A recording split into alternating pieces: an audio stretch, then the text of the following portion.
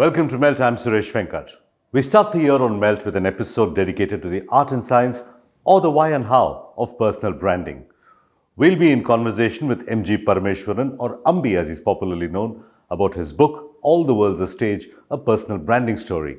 How can you build your personal brand? And how can a personal brand help your career? Let's find out as we get ready to melt with Ambi Parameswaran. Ambi, let's start with your dedication. You say that Mahatma Gandhi was, and I quote, the most enduring personal brand to emerge out of India. He's not a man who tried to build a brand. He's just a man who went about living his life with values that he thought were appropriate to him. What makes Gandhi the most enduring brand in your view? You know, I was writing a chapter for a book which was brought out by IAA on Gandhi as a communicator, and I started reading up a lot about Gandhi, and I suddenly discovered that though Gandhi never did try to build his brand, but a lot of tools and techniques he used today we use in personal brand building. So he did personal brand building well before personal brand building became fashionable. Take for instance his dress. Right through when he was studying and he was a barrister in London, he was dressed in a suit, and then he went to South Africa, where he again in a suit, and he changed the clothes. And when he came to India and he took up the cause of freedom struggle, he changed the entire attire. He, in fact, in his autobiography, he says, I wanted to dress like a peasant because I want them to identify with me. So that is dress, the way he changed his dress. Then the way he spoke. His own tone and manner was one of a very simple, even his writing. It's extremely simple, right? No flowery language, nothing complicated about it. Then today we talk of own media, earned media, and paid media. Now he thought of it even then, right? And he created his own newspapers, and he wrote articles in those newspapers. He used music as a form of communication, right? And then finally, I think the most important thing, Suresh, about what Gandhi did was he defined his core. His core was truth. And he stood for truth in whatever he did. He didn't whitewash what he was doing. So in a sense, I believe Gandhi is the most enduring personal brand to come out of India. Obviously, he did all this without even bothering about what is a brand or what is personal brand. It came naturally to him. So we'll go from Gandhi to the man in the Nehru jacket. Right? Over the years, Ambi, you've built a personal brand. Part of it I'm imagining consciously and part of it sort of semi-consciously. So in your view, what does brand Ambi stand for in today's world? When I started, I think the brand which I wanted to project was that of being a professional. So you're in the client servicing business, you're handling customers. You want to come through, no one is going to trust crores of rupees to someone who looks like a clown. So you have to come out as a thorough professional, come out as someone who knew his subject, so knowledgeable, and someone who is able to communicate, articulate. So I would say professional, knowledgeable, articulate was something which I had to do to succeed in the world of advertising, where I served for three decades or more. That has kind of probably stayed on with me. Even now I'm no longer in advertising, but I'm still seen broadly as a brand. What is Ambi? He's a very professional guy. He's a very knowledgeable chap, very communicative. He writes, he talks. Very communication-oriented guy. So that would be broadly my brand, if I were to call a brand Ambi. But now let's delve into this word brand. Of course, in a book you say that the word brand came from a hot iron, cast iron thing that was used to identify your own cattle. Yes. A fairly painful experience for the cows, I imagine. But I know this for a fact that everybody in advertising and brand building has their own definition of the word brand. Some say it's a thought, some say it's a residual thought, some say it's a heuristic, a time-saving heuristic. In your definition, what does the word brand mean in today's context? Yeah, what you're saying, sir, is right. There are complicated definitions. Brand is a name, logo, identity which separates you from the competitors so the consumers can pick you up, etc. These are very complicated and boring titles. I came across a nice quote in Claude Hopkins' book some years ago, and I've adapted it to say that, to me, a brand is a name that tells a story. So if you have a name that tells a story, that's your brand. So when I say Mahatma Gandhi, that tells a story. When I say, Nike, it tells a story. When I say Suresh Venkat, it tells a story. A name should tell a story. And ideally, no point in my trying to say that I am professional, I am very knowledgeable, I am very communicative. But what are people saying when I'm not in the room? What do they say about me as a brand when I'm not in the room? So it's a combination of two. Ideally, a brand is a name that tells a story. Ambi, your latest book, All the World's a Stage, talks about the power of personal brand building.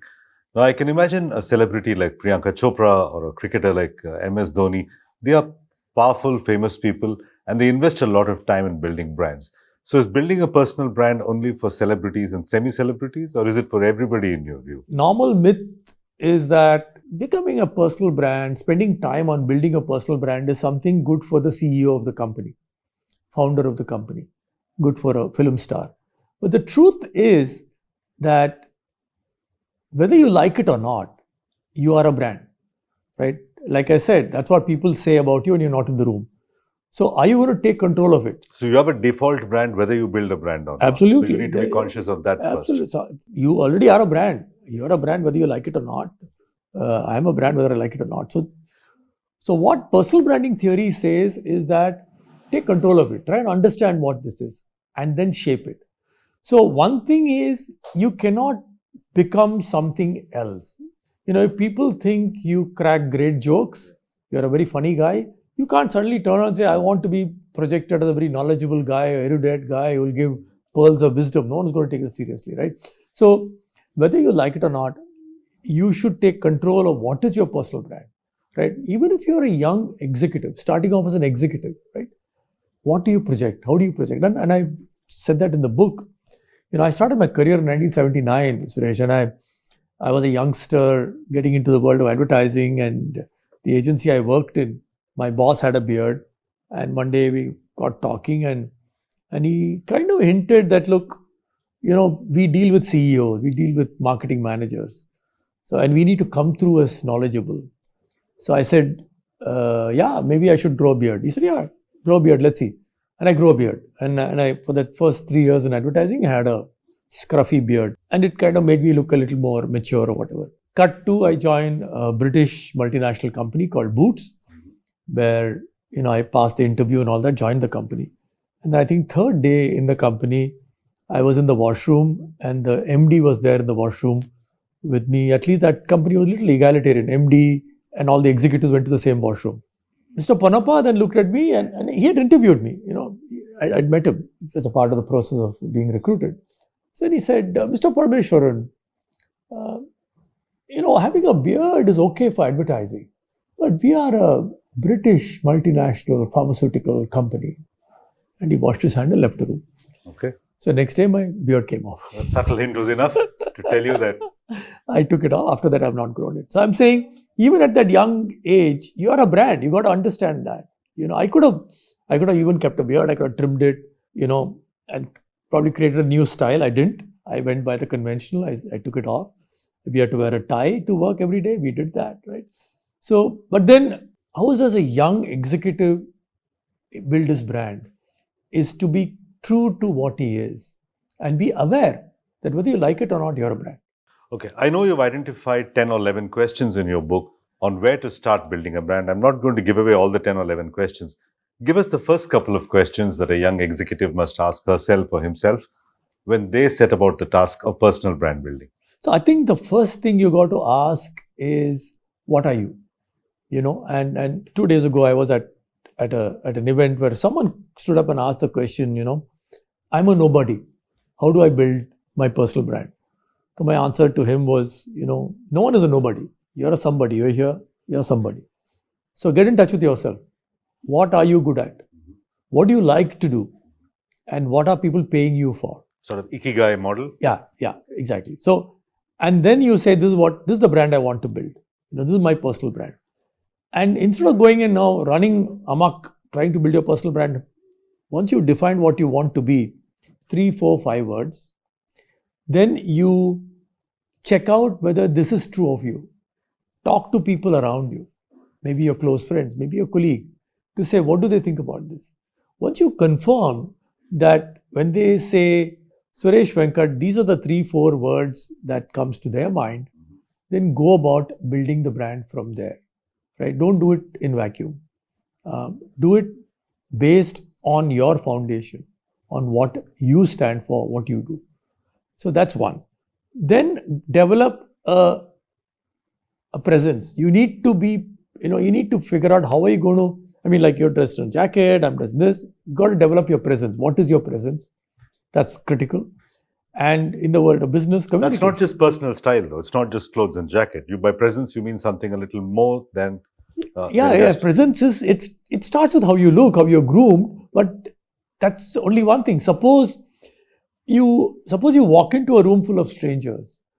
Will you be able to walk up and start a conversation? That is presence, right? How do you communicate? Can you, there's a famous book, right, called What Do You Say After You Say Hello? Eric Berne, MD. Exactly. You got to be, what do you say after you say hello? Yeah. Do you know what to say? What is your communication? How do you communicate? How can you stand up and talk, right? Can you write a memo which is cogent? Then comes amplification, which is, whether you want to do it on social media, Twitter, Insta, all that comes later. A lot of people seem to jump to the amplification first, in my view. That's the problem. Are you seeing that as well? That's a problem. People think personal branding is equal to social media. Fake fame or some sort of multiple likes and retweets or something. Exactly. So I was discussing this with Professor Janikram Murthy, and he said there's a nice little grid he created for me, saying, look, you can be very good in your job and you can be not so good in your job. Okay, let's say that's the x-axis. You can be very good at personal branding. You can be not very good at personal branding. Now let's assume you're very good at your job and you're not good at personal branding. Your career will progress at a steady pace. You're good at your job, so you'll get the increment at the right time, promotion at the right time. It'll come to you eventually. It'll come to you slowly. It'll come to you. Suppose you're very good at your job and you're also good at projecting your personal brand, then chances are what would have come to you 2 years later will come to you now. People will notice you, people will talk about you, etc., etc. Let's flip it. Suppose you're not good in your job and you try building a personal brand. You will crash and burn very fast. So your career will come to a quick... You might see a momentary blip upwards though. Yeah. You might see a momentary blip, but it won't sustain. And then it'll collapse. So you'll crash and burn very fast. So the argument was personal branding is not a panacea for all your problems. You got to be good at your job. If you're a doctor, you got to be good as a doctor. If you're a chartered accountant, you got to be good as a chartered accountant. The next step comes to look, how do you then project yourself? For example, all of us, go to doctors. When you walk into a doctor's chamber, the dress he's wearing, the way he talks to you, even his own chamber, that's a part of his personal brand. So you'd rather go to a doctor who's well-dressed than a doctor who's wearing torn jeans and t-shirt. Even if he may be a great doctor, you heard, but you'll say, hey, what kind of doctor is this? But Ambi, some people say that I go to work or I run my company, I do my job, I work really hard at the job and I do a good job of it. There are financial results to show, there are qualitative results to show. It takes a lot of time just to do the work. Now you want me to go back home and spend extra time in building the brand. Shouldn't the work just speak for itself, and isn't that my brand? Absolutely. In fact, in the book, I've created a discussion among 5 friends where one of them is a very successful entrepreneur who says the same thing. I built my company. I work very hard. I work very hard. Why should I do any personal branding? Yeah. The truth is, he's already a personal brand because he's successful.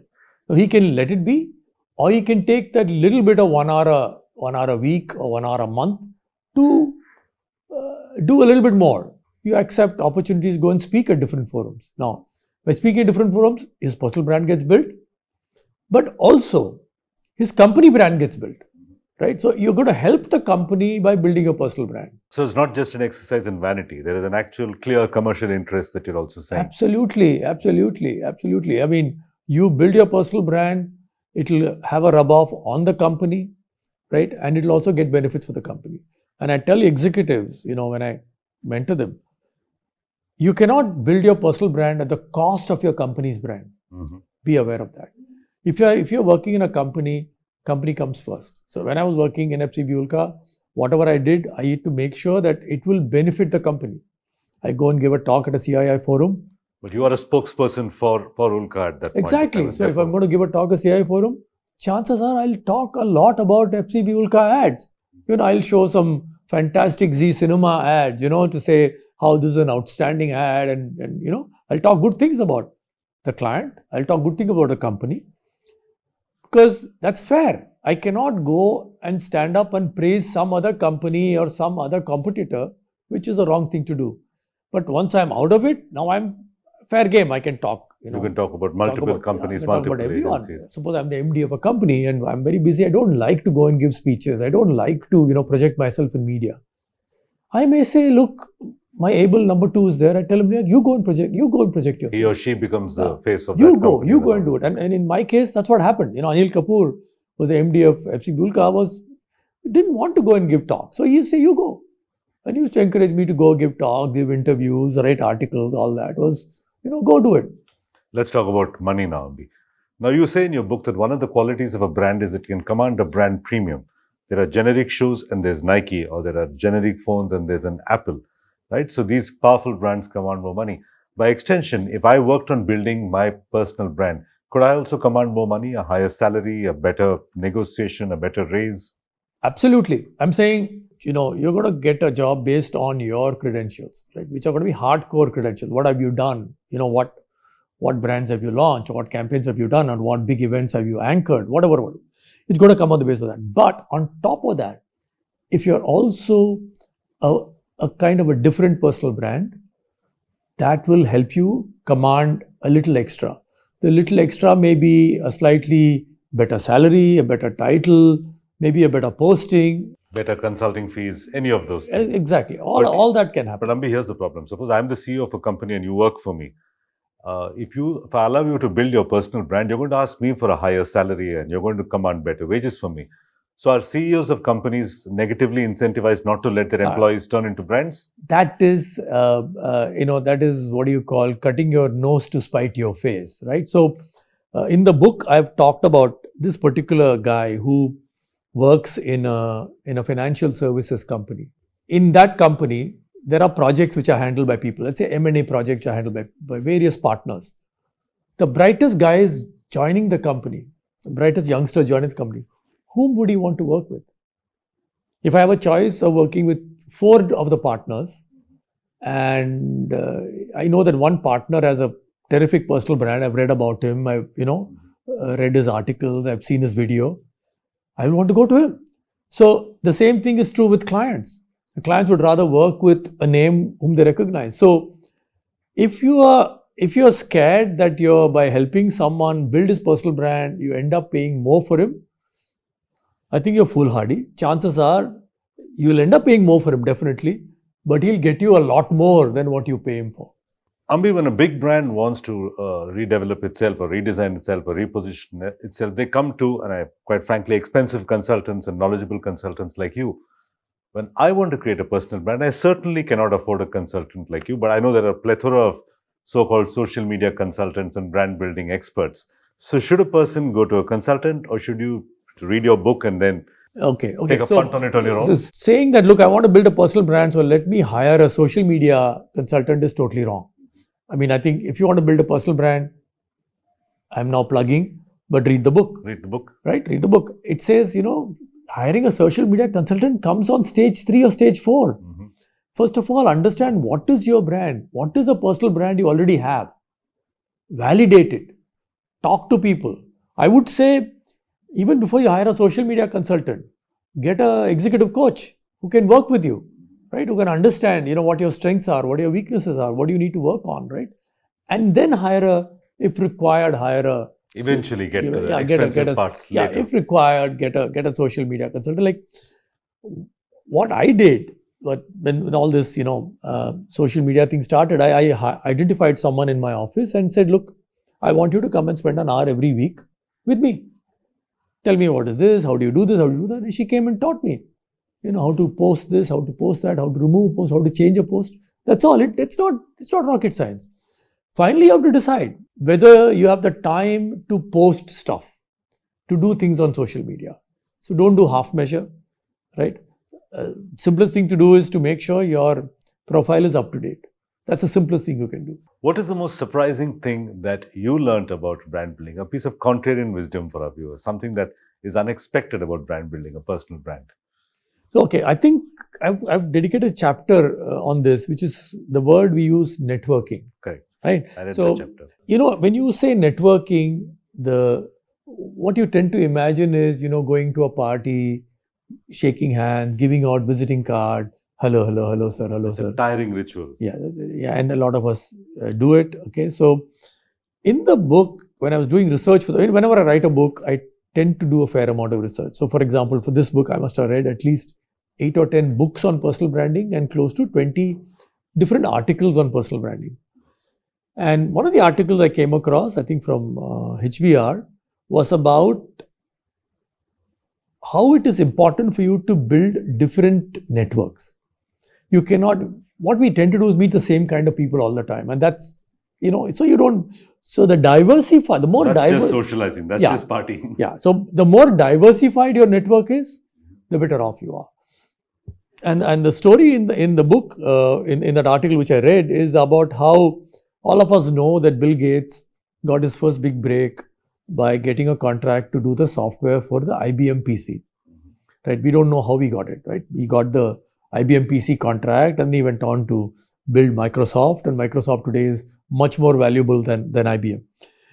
But how did he get introduced to IBM? Apparently, his mother, Mary Gates, was serving on the advisory council of an NGO called United Way. And she was very passionate. She used to attend all the meetings, participate very enthusiastically. And one of the fellow members of the advisory board was a gentleman called Jim Ackers. So one meeting, I think Jim Ackers asked Mary, say, Mary, you said your son is going to college, what is he doing? So Mary said, well, Jim, he started going to college, and after a year he has dropped out. And he's sitting in the garage and he's doing something called software. So Jim Ackers said, we are thinking of starting a small computer division. Why don't you ask him to come and meet us? So Mary said, you'll meet him? Yeah, I'll get someone to talk to him. And that's how he got an introduction to IBM, and that's how he sold his software to IBM PC, and that's how he became what he became. Because his mother built a very diverse network. Okay, Ambi, thank you very much for talking to us. Thank you very much. Thank you. That's a wrap on this episode. You can follow Melt on social media. The handle is Ready to Melt, or simply log on to readytomelt.com. If you'd like to follow me, it's @Suvenk on Twitter. Till next week, goodbye and thanks for watching.